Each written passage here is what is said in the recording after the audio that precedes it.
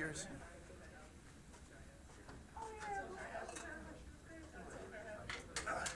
Good morning, everyone. Hope everyone had a nice Easter. Make sure that you have your cell phones on silent for me. I'll give you a second to do that, just double check. We're going to get started just briefly. The sign-in sheet is going around, so please make sure that you sign in. Good morning, Devin. I believe the sign-in sheet is, yeah, Bryce has it, so if you want to swing it back around, that'd be great. Okay. So welcome to Mark Tank for Spring 2019. Yay, finally we made it. Hello. Thanks, David. So what we're going to do, as we've been planning for the last 15 weeks, is you were asked to create a tech-based product or service and write an entire business plan on it. And 3 of you were selected to present your idea to our guest investors. So this morning, Dr. Mark Smith is joining us, Professor Mark Feldman, and Lindsay Box, who's a former participant of Mark Tank. Winner, oh, that's right. So congratulations on that.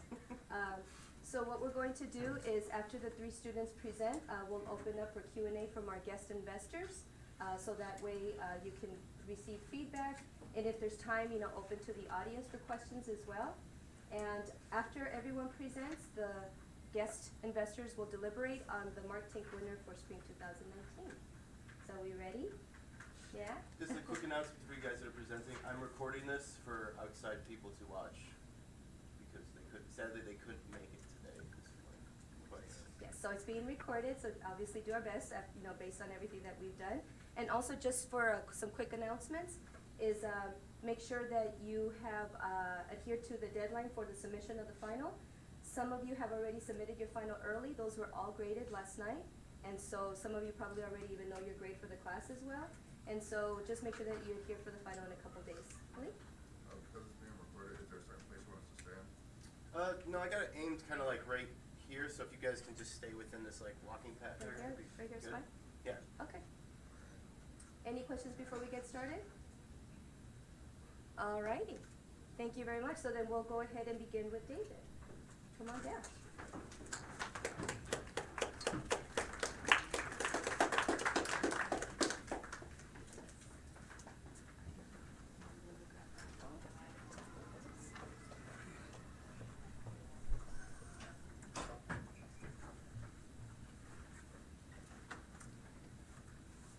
Oh, All right, you want me to? that would help.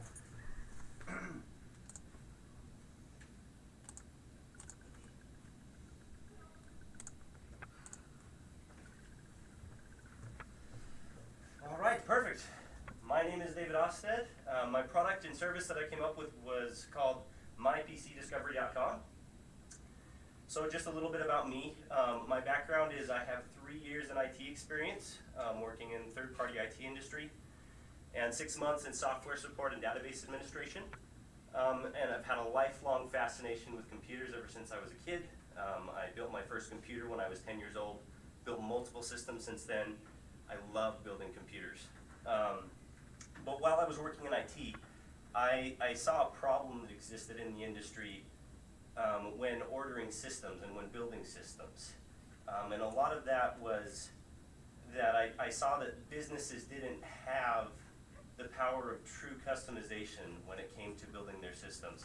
With a lot of the larger companies that provide system solutions, they offered a very generic base set of systems that were the solution to everybody. And I just didn't see that that was the case, nor did any of the companies that I was, supporting. Because a lot of money was being spent, a lot of time was being spent on hardware outside of the original system that was built that could have been saved if they'd been able to customize those things and have those systems set up the way they wanted them initially. So, like I said, there's a lot of competition in this industry. It's a huge industry. You would know a lot of these companies like Dell Technology, Lenovo Group, Hewlett-Packard, even some of the more customizable solutions like iBuyPower, Origin PC, the people that really cater to PC enthusiasts and gamers.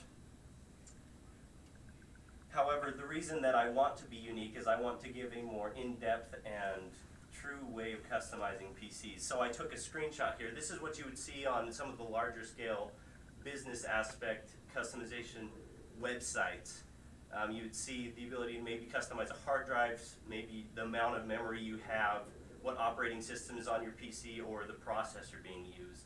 And even within those scopes, there's only 1, 2, or 3 options that you have that they use for their systems. And for, for companies that cater to the PC enthusiasts, they do the same thing where they give a set, here's our 5 builds that are the best, buy one of these 5.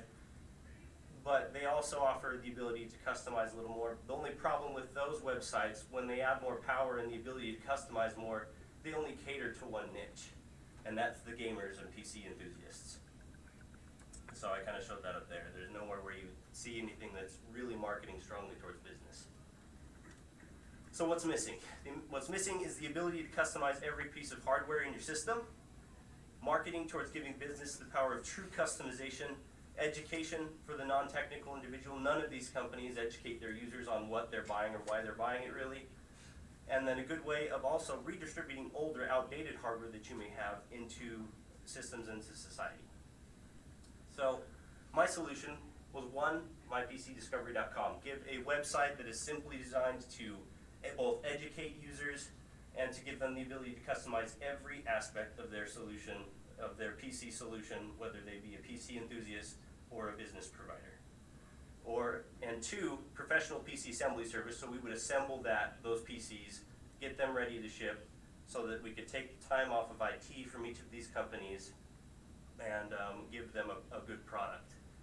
And then 3, some sort of nonprofit charity aspect to our company where we can take existing hardware that may be even old or outdated and then redistribute it back into society, maybe in parts of, in communities that don't have systems at all, or less fortunate parts of society.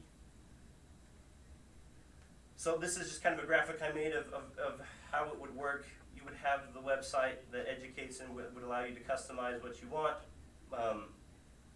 from every aspect of the system. You'd go through assembly, we'd ship it, and you'd have a happy customer. Company designation, we would file as a limited liability company. It's just the best choice for us. As a small business, especially starting off, we would just have a lot less, compared to a corporation, it's a lot less complex.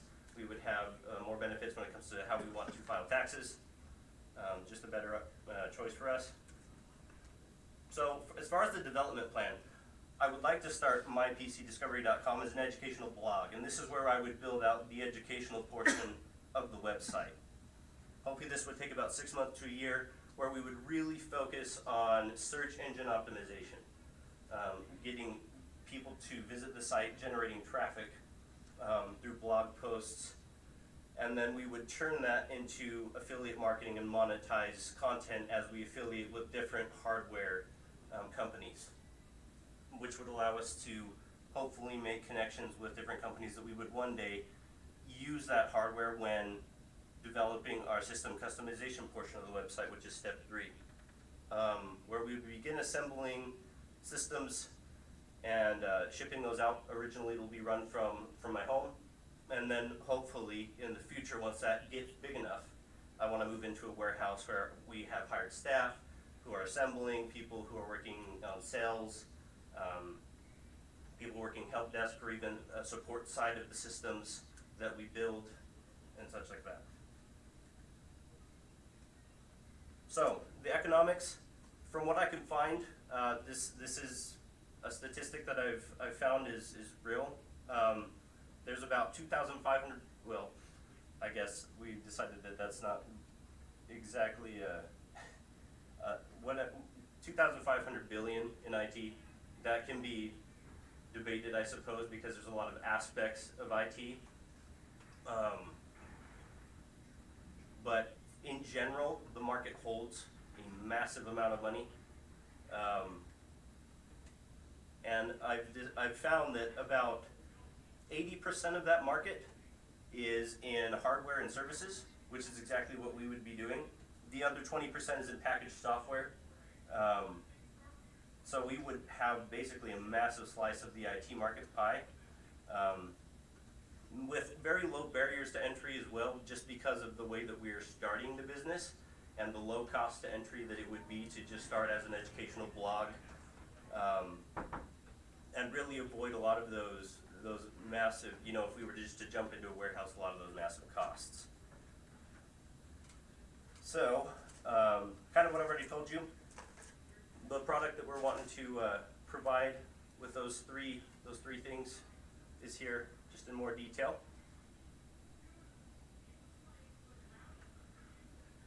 And some of the marketing behind the customers that we're going to have, we still plan to cater to PC enthusiasts and gamers because we are a PC customization company, and that is a large part of that market.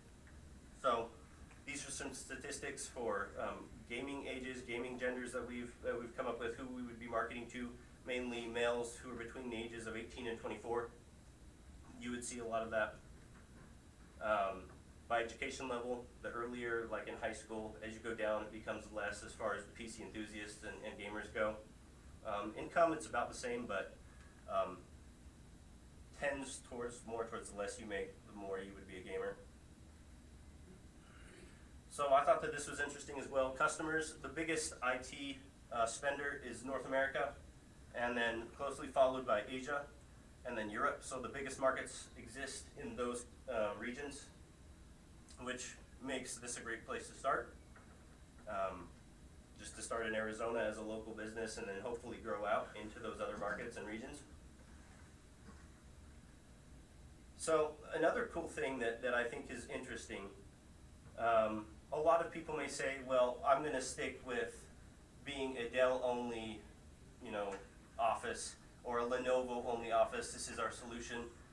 But I found that as far as IT companies go, which is a lot of who we would be marketing to in the IT industry, a lot of them, 82% in fact, are micro-sized IT businesses. So these are establishments that are 1 to 9 employees big.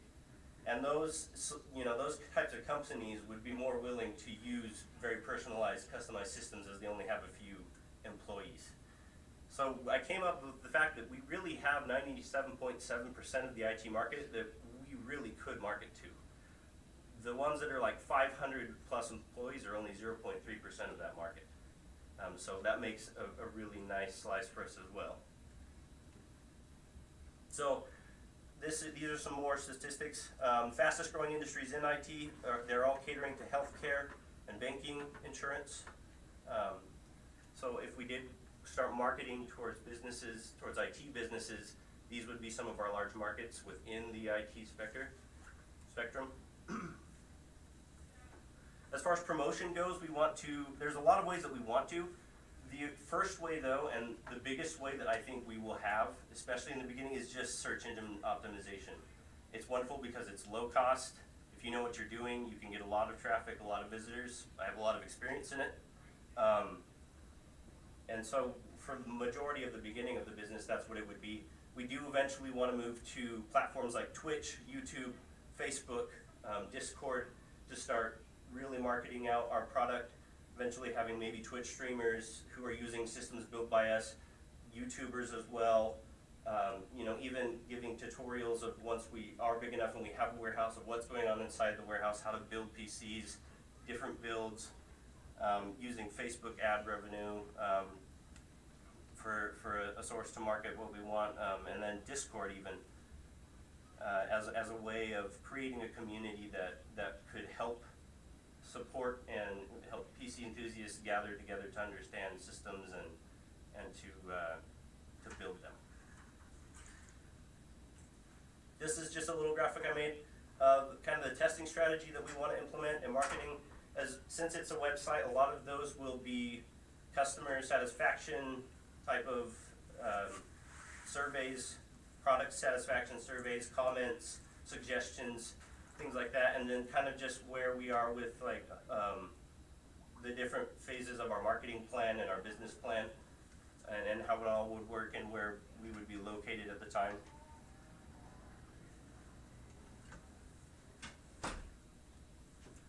So as far as the financial plan goes, I did a lot of math and thought into this on what we could do. 12-month profit loss and projection is kind of hard to say because honestly I don't plan on making a thing in 12 months, as I want to start as an educational blog. Really will be focused on SEO and just getting visitors to the site. And once we reach 75 to 100 visitors per day, implementing that CPA marketing, that affiliate marketing, to get hardware companies on board with what we want to do. But the 4-year projection profit is a little bit more telling. So once the ultimate goal is to at least have 1,000 visitors per day to the site, which is lofty, but I think it's very doable. And have a conversion rate of about 5%. And if this happens, if we reach that amount, then I projected we would make around $1,500,000 a year in profit at the 4-year mark. And then also I'm asking for a $10 million investment at that point to help us jump into a warehouse space where we can really implement the business, and that will be for initial inventory and warehouse. So this is just some stuff on the organizational plan of the business, but the most important part really is the starting, the location. I plan to start here in Gilbert, Arizona, in a warehouse in a business district here. And I want to start with a warehouse operator, 2 sales engineers, 3 system engineers, and 2 help desk technicians, and then me as the owner, just as a start, and then to grow from there. And I can't really find anything that would be a legal, setback for us, really. The biggest thing is when we have a warehouse, we need to be OSHA compliant. Stay within zoning restrictions as far as where the warehouse can be located, but I can't really find anything else that would really pose a hard barrier to entry. So there's my references that I've used, and any questions? What's the price point? The price point? Yeah, like what are you going to sell these things for? So there's a lot in my financial part of the plan. The thing about system customization is they're picking what they're putting into their system. So what they pick is the price that's going into what they're paying. I understand, but So- I just want to kind of get in the range because you point out a specific statistic of going after like super small businesses, Mhm. the 1 to 9s that are probably either bootstrapping or kind of being very, very budget cognitive. So like offering them a $1,300 or $1,400 system is not usually going to be optimal for them. Or they might not put that investment into it if it's not needed. Yeah. So I'm just curious, like what So would you offer for that? in my financial plan, I separated enthusiast builds from regular people builds, because obviously, a normal person doing work doesn't need to have the latest and greatest in like graphics and other things. The only profit that we're making is coming off of warranties and off of, so like support warranties, accident warranties, and then just a labor fee of us assembling the system. I believe for the lower non-enthusiast builds that require less effort, it's a $200 flat rate fee for labor. Is what we came up with, and then for enthusiast builds, it's a $400 flat fee for labor. And then the warranties change based off of whether you want an accident warranty for 1, 2, or 3 years. So that's all in the financial portion of my business plan that can be seen there too. All right, so you're saying like $200 for labor, but also maybe $100 to $200 for the actual build. So you have like a $400 to $500 computer. for Yeah, one. yeah, exactly. So you put in what you want as far as hardware, and that really has little to do with us, just what you want in your system, and then you're paying for us to assemble it as well, ship it to you. So Are you offering a maintenance or services attached to it, as far as like if it breaks down or busts or anything? yes, accident warranty. Most hardware you'll find has their own warranties that come on the hardware itself, so that would be offered by our affiliates.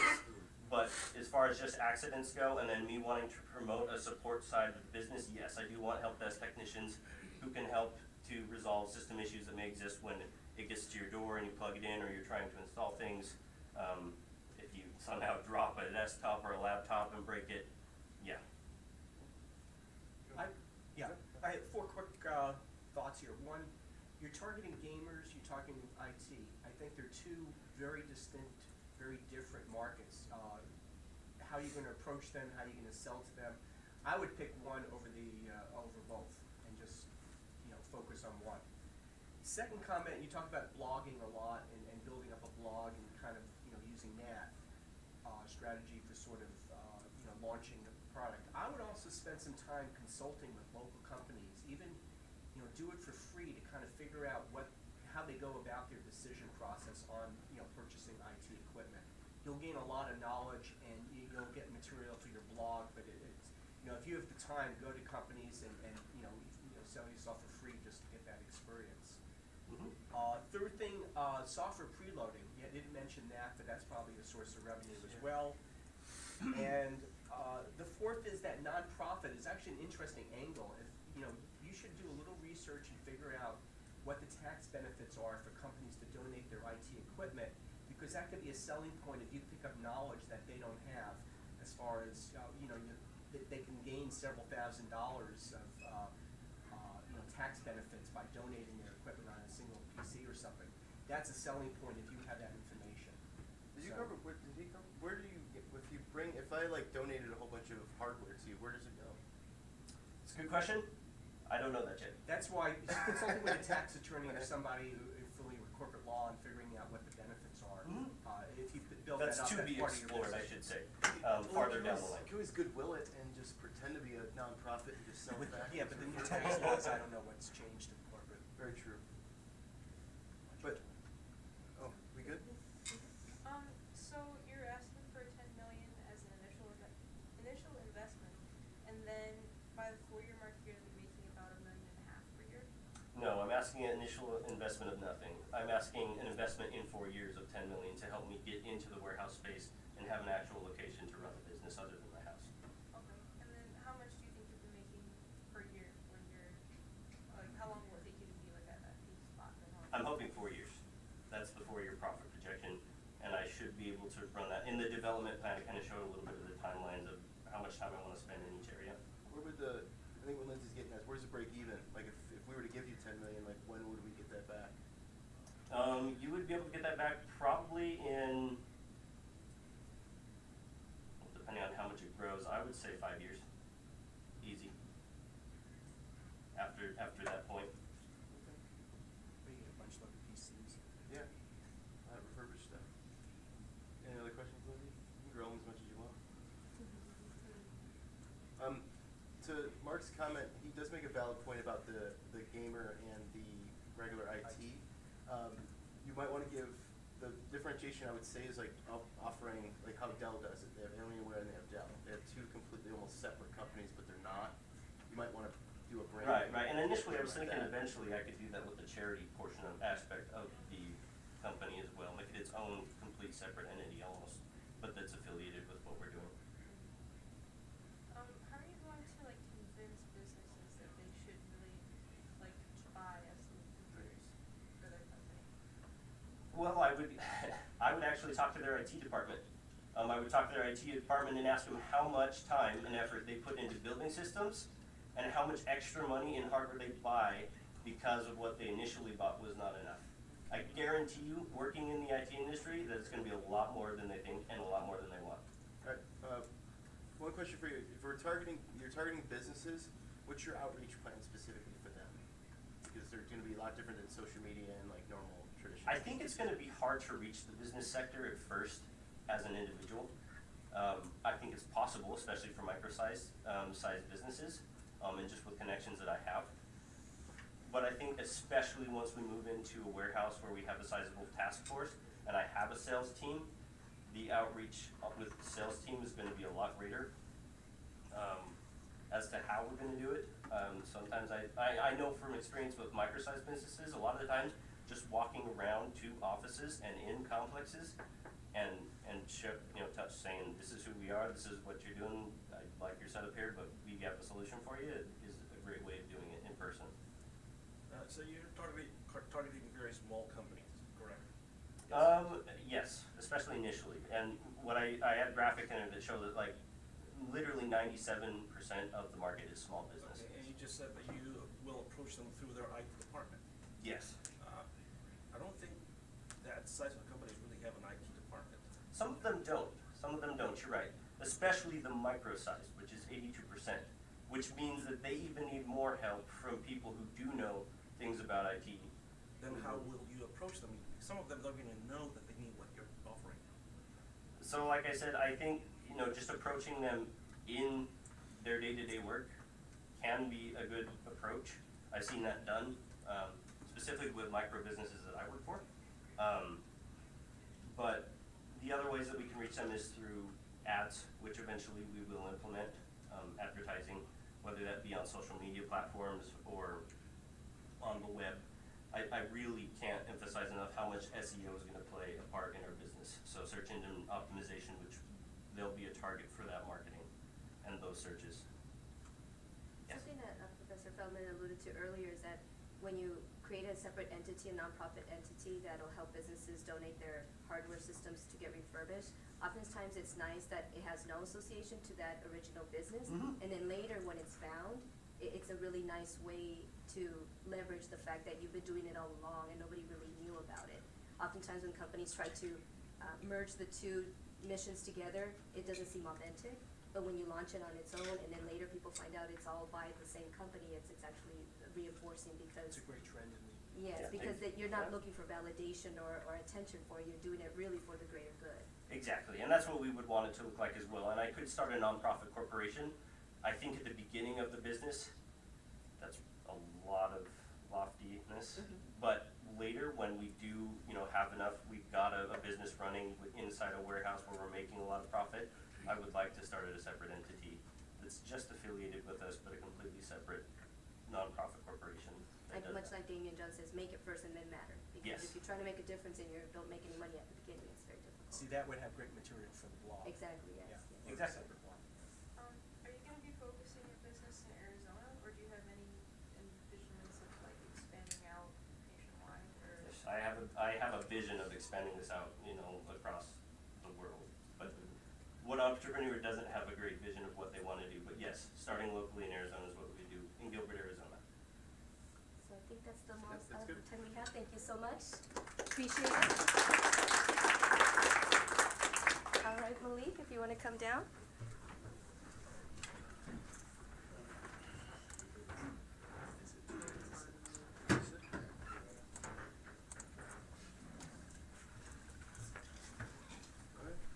Grab this.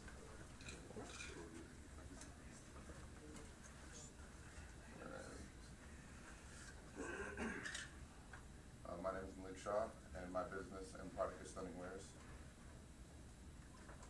So something to think about. In 2017, violent crime rate had gone up from 2014 to 2017 and consistently has stayed the same. While you look at this graph, I'm just going to give you a little backstory as to myself and why my product is a tool for those who work the later hours. Me, myself, I'm, as you can see, 6'5", around 300-ish pounds. So it's very hard for someone to assault me. They can. I'm not saying it's impossible, but it's very hard.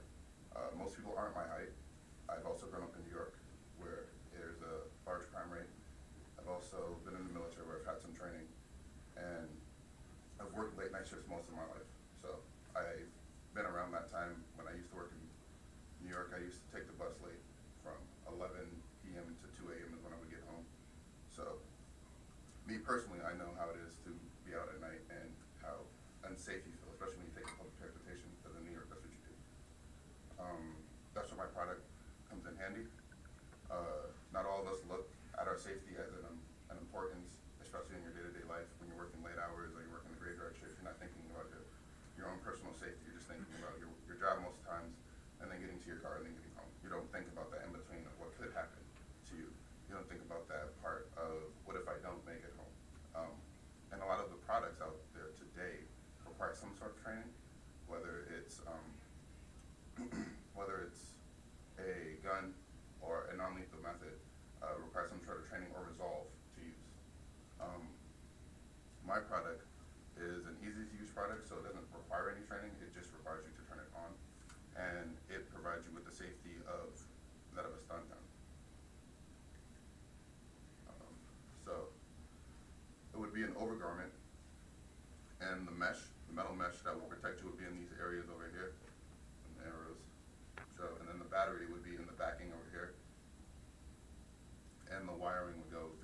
inside and would be supported through leather lining to prevent you from getting shocked from the product itself. The mesh on the outsides go on the shoulder like I've described, and it's very thin, so you can't physically see it unless you're looking directly at it. So at night, it's very hard to see. So any potential predators, if they did try to touch you or grab you in any sort of way, they would be shocked. Stunning wear is they use an embedded garment. They use an embedded strip in the garment that goes over the shoulders, the elbows, and the wrist.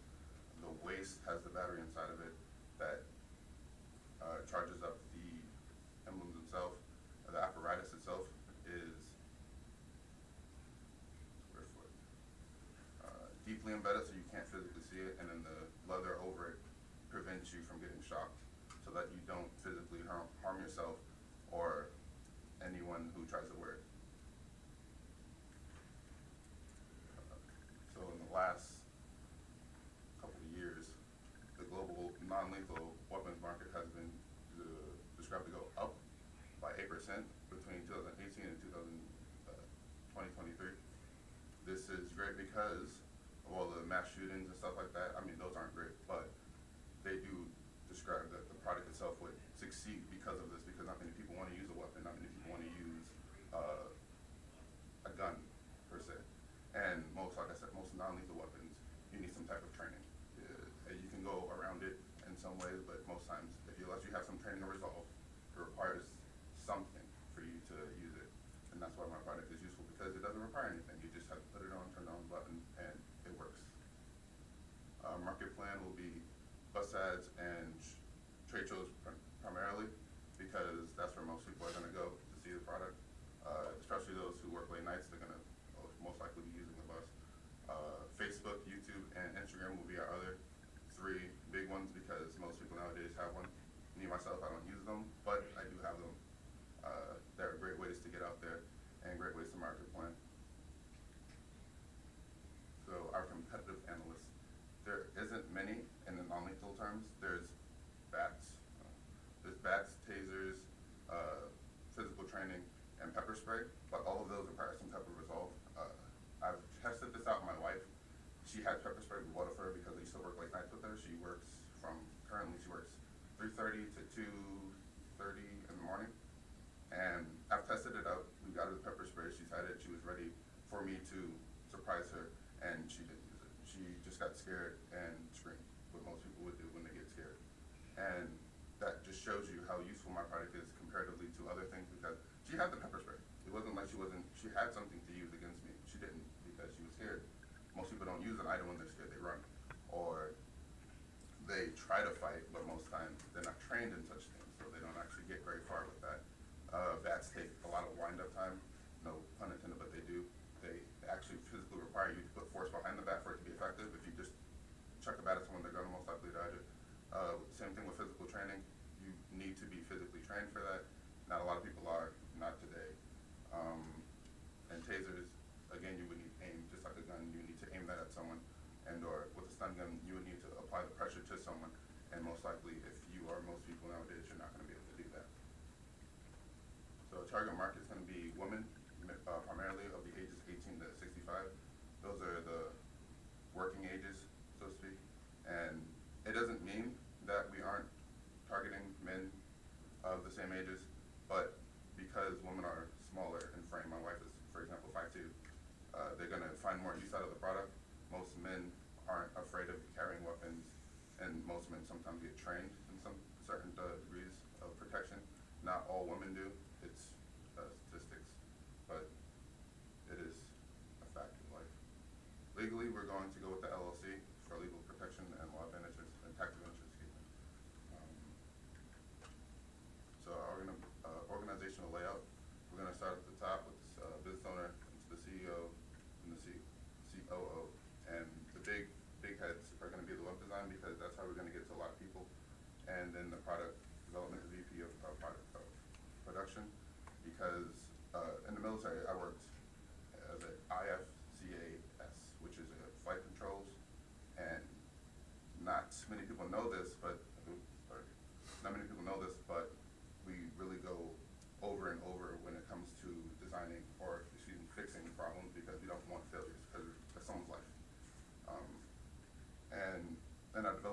can see that I personally really want to focus on any failures that we find, because that's someone's life. If you were to be caught at night with this product and it didn't work, that'd be on me, that my product failed you and you thought it was supposed to work. So that's why when it comes to our product, we go over it in each part that's crucial. So the apparatus itself, which is the part that actually sends out the voltage, will be tested until it works. And if it doesn't work, we will, or if that apparatus itself just shows that it was not going to work, we'll just scrap it and use the parts for something else. Same thing when we put it into the overgarment, because the overgarment itself is it gets attached to that at the end, later ends of the stages, and we will go over that until it works, because again, I don't want you to get shocked. I don't want you to get hurt by the product itself. I want the product to work for you, and for you to not have to worry about that. That shouldn't be a concern of yours. So after all the tests and everything are done, it goes to packaging and either ship to wholesale or ship to consumer. So for the financial plan, I'll let you guys look over that, but we're asking for a startup of $364,000. That's going to cover the office, the materials, the contracting for the overgarment, and building the actual apparatus. The actual apparatus isn't going to cost as much when it comes to being all together made, but everything going up to that, the desk, the monitors, website, all that's going to have a hefty price. These are my references, and thank you. Questions? Lee, how are you going to protect your product from other people replicating it? Oh, like patents. Yeah, like. Oh, yeah, we have as patent pending. I'm sorry, I don't think I mentioned that, but it is in there that it is patent pending. The apparatus is not the overgarment, but the apparatus itself. So that is patent pending. Like, really? Well, Oh, okay. Sorry. if someone actually wanted to, legally speaking, right now, they could No. probably. I've had students do it in this We'll class get there. before, but that's why I was just asking, just curious. But very cool. So patent pending. You said saw that you were talking about going to consumers and to wholesale. Where do you see this being, I guess, distributed as far as sales? Like not just direct So, sales. when I was looking up online, you can buy a taser, which is around the same thing, just harder to use for those who aren't trained. Online, you can buy it on Amazon right now. It's around $300, I believe. That's the cheapest one that I could find. And as for inside of most self-defense or gun stores, you can find a taser or pepper spray and stuff of that nature. And that's where I feel our stuff would be best suited, because that's where you're going to go when you're looking for a product. You're not going to go to a clothing store looking for, yeah, I guess in this case you probably would, but you're not going to go to a clothing store looking for a gun, just as you wouldn't go to a clothing store looking for a stun gun. So that's why you would go to a weapon store to look for the product. What is the cost of this? If You just want to make one of them. Doing the math, I know they come around $250, rounded down. I can't remember the exact cost, but we'd be selling it for $270. Okay, Round so it up. what are you doing to make it more affordable to the person that really needs it? That was the problem that I came across. I wanted to make it affordable for everyone, because most people who would require the item are working those late hours, probably don't have the greatest of incomes. And the problem was, due to the nature of the product itself, it does require a lot. Fortunately, it is cheaper than a stun gun or a taser, which is its direct competitor, I would say. It's the closest that you would come to a direct competitor. And that's the closest I can get it was cheaper than that, without making it so that there was literally no profit for the company. Would it be compatible with, you showed us a sweater, hoodie type? Yeah. Would it be compatible with like a suit jacket? Okay, so I use the hoodie as my example, but it goes in all overgarments.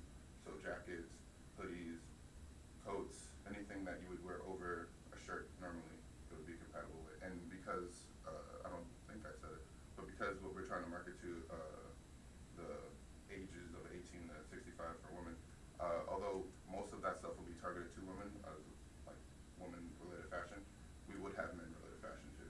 So you would have suit overcoats and stuff of that nature. Just a quick comment. If you're targeting women, I know, like my wife goes out late at night sometimes to walk the dog.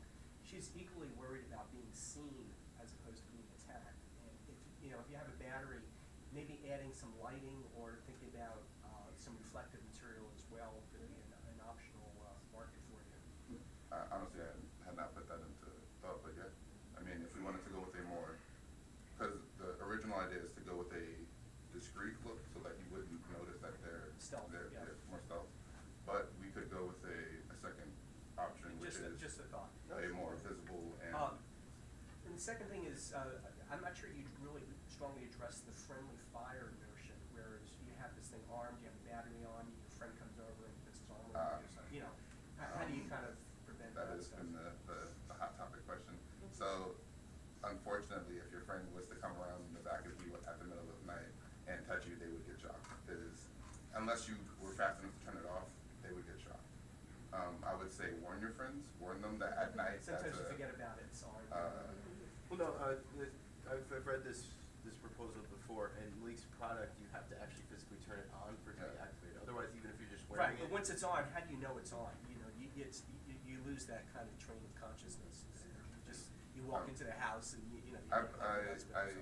And also Malik mentioned too that the shock that it would take on to, so it would debilitate someone, but not to the point where they would be permanently injured. So it's just really a a- deterrent. It's like a It taser creates a stun gun. discomfort. It's like a taser or stun gun. But in the it's same not sense. gonna put It's not somebody gonna on the kill ground. Like a friend who just Uh, ran into Yeah, depending yeah. on the person. So if you're a small frame and you're trying to get It's their own fault. attack someone, it might knock you off your feet. If you're a larger frame, as in myself, it's probably just gonna really, really make you think about touching that person. So if that person would reach out and grab you, would you also get shocked, like an electric fence? So it's only one-sided. That's why I wanted the development. I wanted to make sure that it's only one-sided. I don't want the person wearing it getting shocked. I don't want there to be any failures in someone getting shocked. So if, for ultimate purposes, I was wearing it and someone wants to grab me, they would only feel the shock. I would feel them grab me, obviously, but they would only be the one getting the shock. The person wearing it would not. But like if they're skin to skin, because like we have horses and so we have like electrical fencing, and it's happened before when we've had like, you know, a kid and they reach out and grab the fence and then you're the one who ends up like absorbing all of that. So how would you prevent, I guess, like, That's what the leather, and there's other non-conductive material that we could use, but currently leather is the best, and it's a good option, I would say, for non-conductivity. I went over it with my friend who is an actual electrician, and he said the only way that you would get shocked as the person wearing it is you touch it, as long as you make sure the inside is insulated. how much does it weigh? That would depend on each product, so a hoodie is naturally lighter than a overcoat. Like the mesh? But the mesh itself probably be around a pound or two. Okay. That's rounded up. I don't think it's gonna be that heavy. Most times it's not.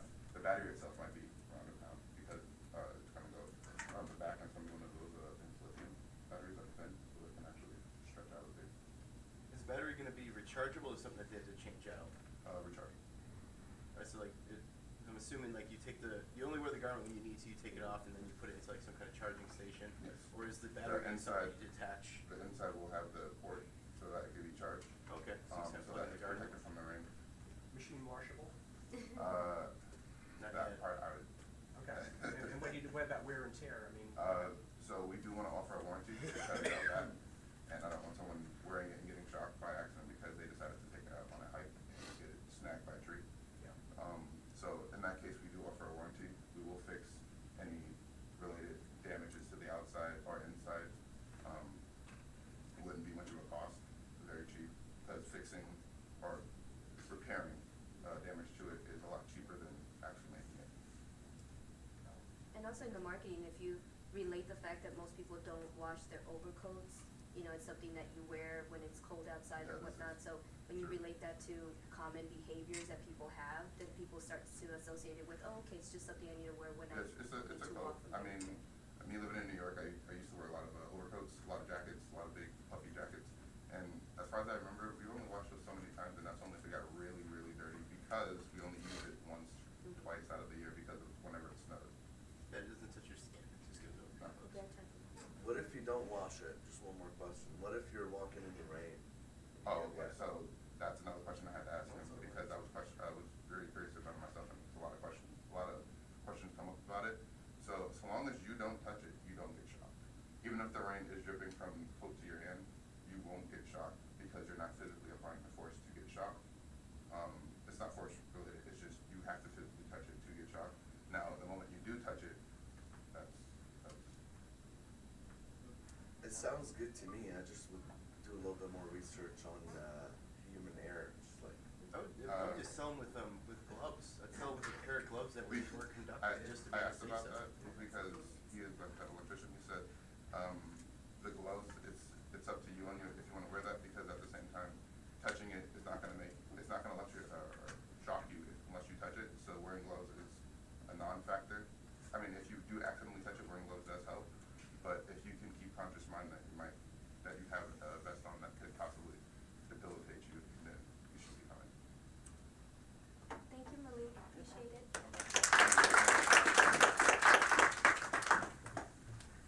Okay, we have our last presenter.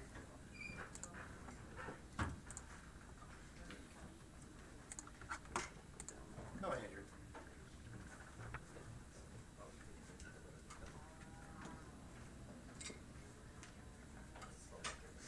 My name is Andrew Maddox. My company is the Safe Lock. Wireless technology is the future. So the position we're kind of going towards is wireless technology, wireless houses. I hear a lot about that. We're a technology school. You're going to hear about technology. Wireless technology is kind of what we're aiming towards. I'm trying to tap that market and provide an aspect that hasn't been provided yet with wireless technology. Existing security measures reveal a gap in the market. So a lot of wireless technology, a big concern is security. And so with our company, we're trying to provide a more secure access for companies with wireless locking. So the idea we're trying to provide is a wireless lock that uses a fingerprint design through an application. For companies, it's also aimed towards individuals, but the big aim is companies currently.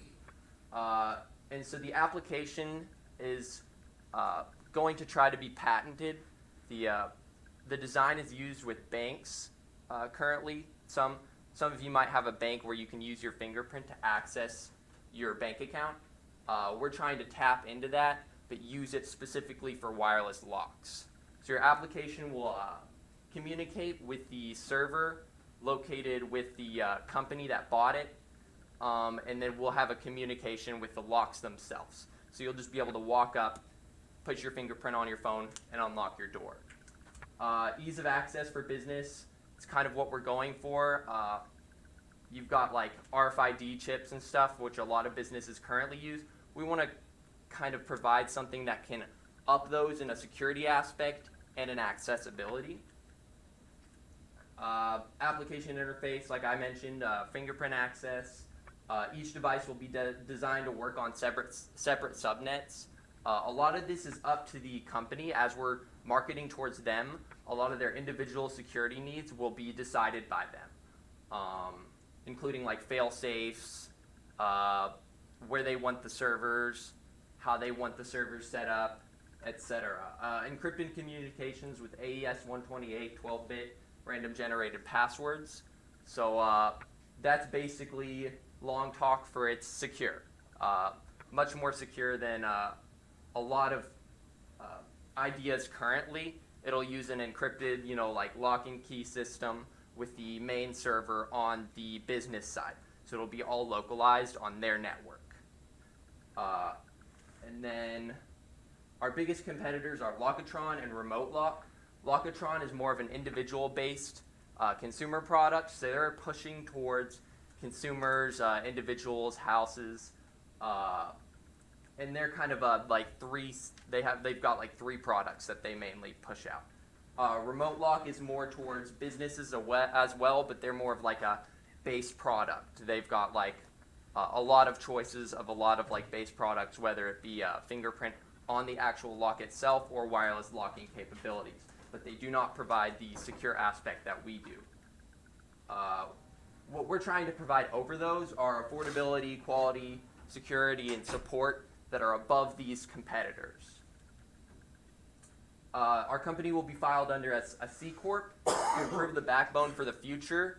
If you guys decide to invest, that's awesome. This is kind of to be able to omit liability and make it more of a company itself and not as an attachment to me as the owner. The corp will be filed in the Arizona Corporation Commission. City land building permits will be acquired. Location for shipments and zoning and building regulations are met. The domain name is already secured. I've already gotten that bought under my name. And then future patents are being pursued for the fingerprint access for the wireless lock, which has not been patented currently. Outsourced lawyers will be in place to facilitate the company's needs. The organizational plan, how we're going to have it set up is we're going to have the CEO, head management, product management, sales management. Accounting will be outsourced, IT will be outsourced, and lawyers will be outsourced. A lot of companies outsource their IT. That's a big question that's come up. It kind of depends. A lot of people say it's a security flaw. It kind of depends on who you're going with. And a bunch of companies actually do outsource their IT department to kind of keep a less individualized approach because it's kind of on them to keep security. And then the alpha test, beta test, and prior release. The alpha test will be free test product distribution. So people will get free products along with feedback conditions. The beta test will be based off of those feedback conditions. After those are applied, it'll be a discounted product that is distributed, and then that'll also have feedback conditions. And then once those are applied, the prior release will be sold, and these will have to be completely tested products, and it'll be the last feedback we get prior to the actual release of the product. The marketing plan, we're kind of marketing towards businesses, so we're looking at like motivational Instagram accounts, business demographic, influencers, kind of to hit that market of people striving to create business or already have business and are looking for that daily motivation. This is the total cost, so I'll let you guys look over that for a second. The total cost that we're looking at is $282,000.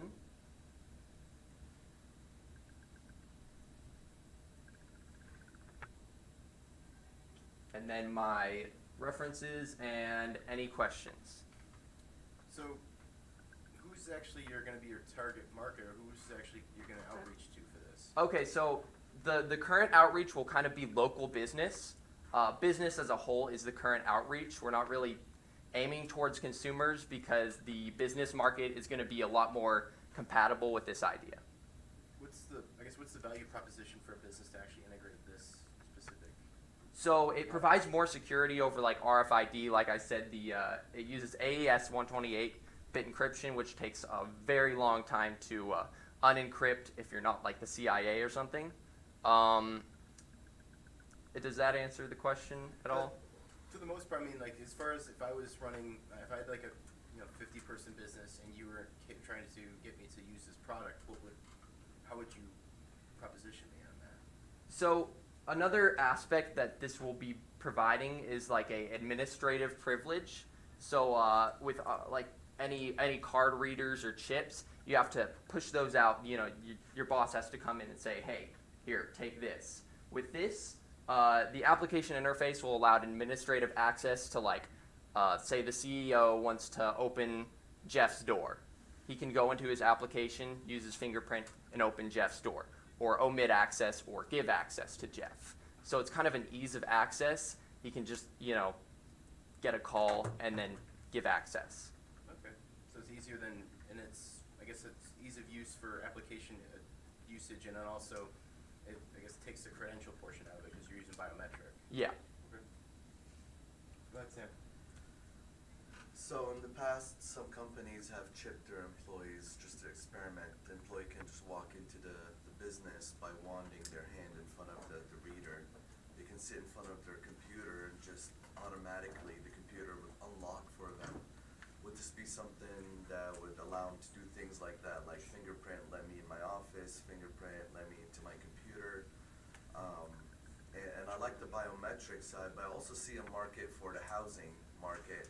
Yeah. Smart homes, smart businesses, stuff like that. So this is an individual product. We're not planning currently. If future development leads to that, but right now we're kind of leaving it up to the business to decide what they want to do further with that. They can expand on that with other technologies. Right now we are just selling the remote, the safe lock, like the wireless locking capability along with the application. Does this have consumer-based usage? Because like I have a pretty almost complete smart home, so like would I be able to integrate By that? technicality, you could go in here, you could file with us and request access to the item itself. You wouldn't get as much support as business would get, like where we're working with them to set up their servers to make sure everything's right. But you could still, by technicality, buy the product itself. Yeah. Okay, so I could use the application for my personal use if I Yeah. wanted to. As a consumer, yes, you could go onto our website and buy the product. I would pitch it to builders, Yeah, yeah. commercial builders. Yeah. Builders that build properties by like in bulk, 20, 30. Yeah, and we're both gonna be pushing for businesses to replace their locks with ours, given the pluses that I'm putting on the stage for you, but also we'll want businesses to put them in the buildings as they're creating them. Is there an alternative to the biometrics to open the lock? Is there an alternative way to unlock it Yeah, like a other fail-safe. than? I think Luis suggested like a fail-safe. So that question was given. We were thinking about putting in like a keypad failsafe or something like that physically on the device, because there is no panel on the device. It's not graphically designed. I'm thinking that what if the server fails? That was a question. A lot of that would be up to the business, mainly because they have fail-safes in there. A lot of the times, companies like me, sell them the product and then they put in the fail-safes. But in the case, we're probably going to provide a secondary fail-safe along with it will be a battery interface, as long as with option of being able to be plugged in. And so it will have that fail-safe battery pack. So it will work, but it won't, we haven't decided whether we're going to put the keypad on it yet. Yeah, because the computers will fail someday. Yeah, So, yeah. And it is the server opening the lock, yes. So the server is for the encryption and decryption process and communication between the lock itself. So if we had a physical What keypad, sends the order to the lock to open? or Pardon? to lock? What sends the order to the lock itself to open? so since it's wireless, it will be communicating with the server through From the server, and if the server fails, yes, how can you open the lock if the server is failing? through a remote. We would probably have a keypad on it or something So for that would sales. be the alternative. Yes. Okay. Lizzie, go ahead. So you mentioned having support for your customers. Would you be offering them any kind of subscription-based thing where you'd be able to maintain a connection with them or have repeat customers? So with businesses, this is kind of something that comes with the product, because normally businesses will be buying in bulk. With the product purchase, we're going to be providing a kind of lifetime help with them. And so that'll provide, advice on how they want to set up the server, how they want the product used and stuff like that. That'll kind of be a connection with us and the company. Good. Thank you very much. Awesome. Thank you. So we'll let the panel deliberate, and I know that for those of you that have class, if you have any questions, please reach out and let me know. Otherwise, if you can stay, please stay. Otherwise, if you have class, please go ahead and head out. I don't want you to be late. Malik, Andrew, and David, hang on so that way the panel can decide.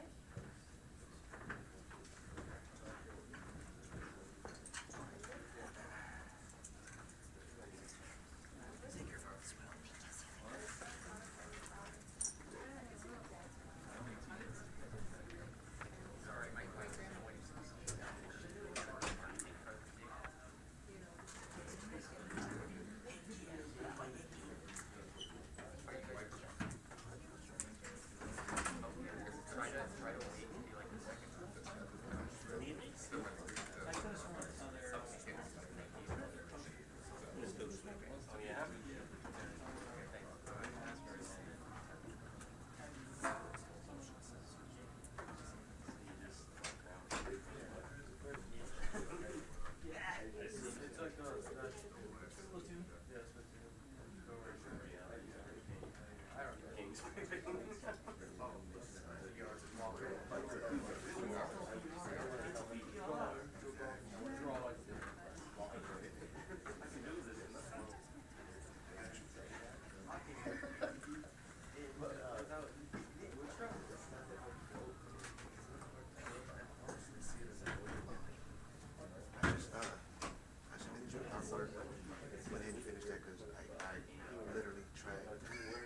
shop for like 6 hours this weekend, and I'm like, and so I finally looked up a tutorial on how to do it with lenses, and it was pretty self-explanatory, so I got that done for you.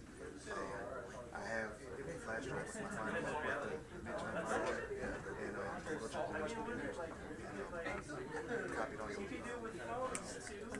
yeah, that. And so I'm gonna finish all that up and get that submitted to you right now. All right, thank you so much. Yes, ma'am. All right. You could see everybody's work. Oh, that would be kind of cool.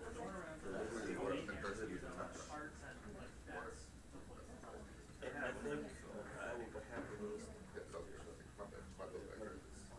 This last one.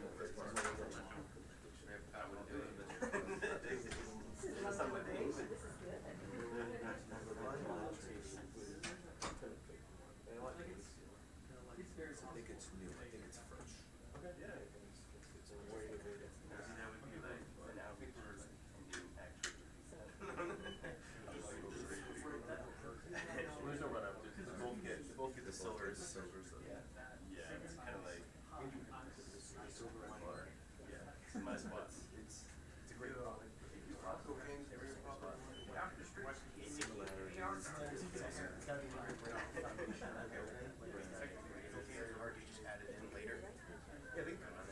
Travis, do you want to let them know that they can come in? Do you want to let them know that they can come in? They're supposed to tell me, they're gonna wait for me. I had done my drug history because my family.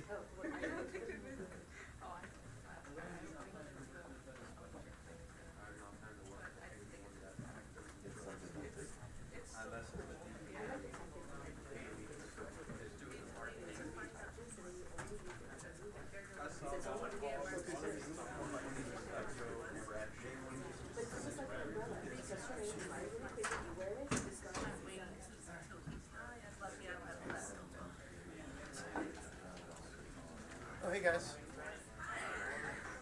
All right, everyone. No, we just finished marketing, so. Yeah, thank you for your patience. I forget about it. So, go ahead. So thank you everybody for participating in Mark Tank. The investor panel has deliberated and they chose